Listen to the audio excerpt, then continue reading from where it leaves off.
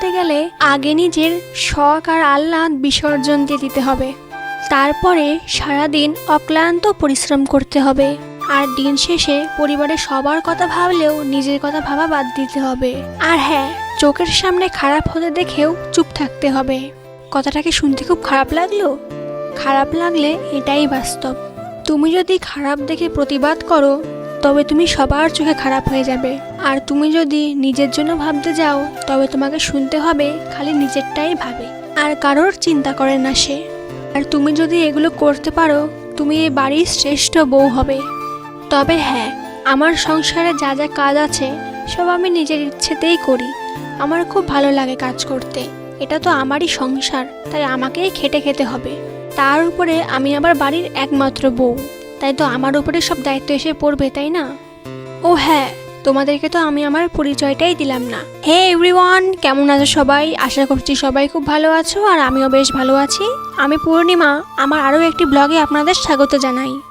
তোমাদের সাথে কথা বলতে বলতে আমার সব কাজ সেরে আমি রান্নাটাও করে ফেললাম।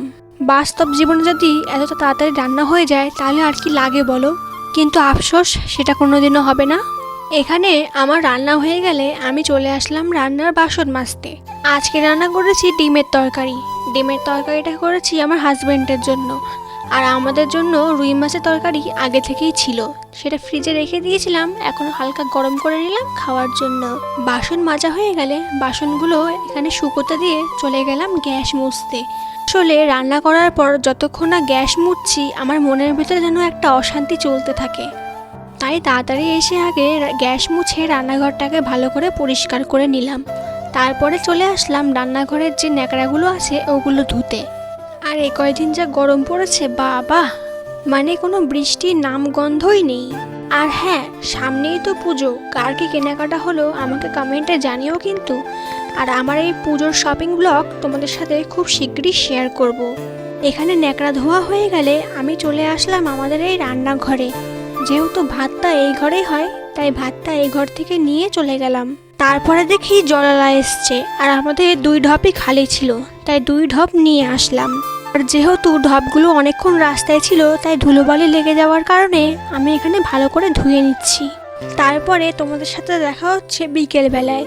বিকেলে যেহেতু একটু মাঠে যাব সেজন্য ঘরটাকে ভালো করে ঝাড় দিয়ে নিচ্ছি।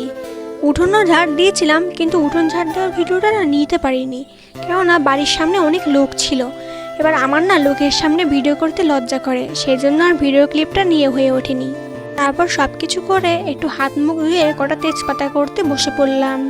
তোমরা যারা আমার মিনি ব্লগ দেখো তারা তো অবশ্যই জানো আমি তেজপাতা প্যাকিংয়ের কাজ করি।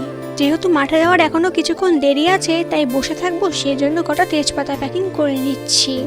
আর যারা যারা মনে করো তেজপাতা প্যাকিং করা একদম সহজ কাজ, তারা এই ভুল ধারণা মাথা থেকে বাদ দিয়ে দাও। এর থেকে কঠিন কাজ আর হতেই পারে না। মানে এই তেজপাতা প্যাকিংয়ের কাজে খুবই ঝামেলা, তাও ওই করলে কয়টা পয়সা আসে সেই জন্য। তারপরে চলে আসলাম জমিতে। আমাদের জমিতে বললাম না কপি চাষ হয়েছে, তো প্রায় তো সব লাগানো হয়ে গেছে, আর কিছুটা বাকি, সেটাই আজকে আমি লাগাবো। আমি এখানে সব কপির চারাগুলো গর্তের কাছে ফেলে দিচ্ছি। এই গর্তটা আমি আসার আগেই ওরা করে ফেলেছে। তারপরে আমি এইদিকে সব কপির চারাগুলো ভালো মতন লাগিয়ে নিচ্ছি। তো চলো, আজকের ভিডিও এইটুকুনি।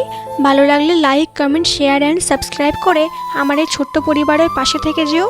তো চলো, ভালো থেকো, সুস্থ থেকো, দেখা হচ্ছে নেক্সট কোনো ব্লগে।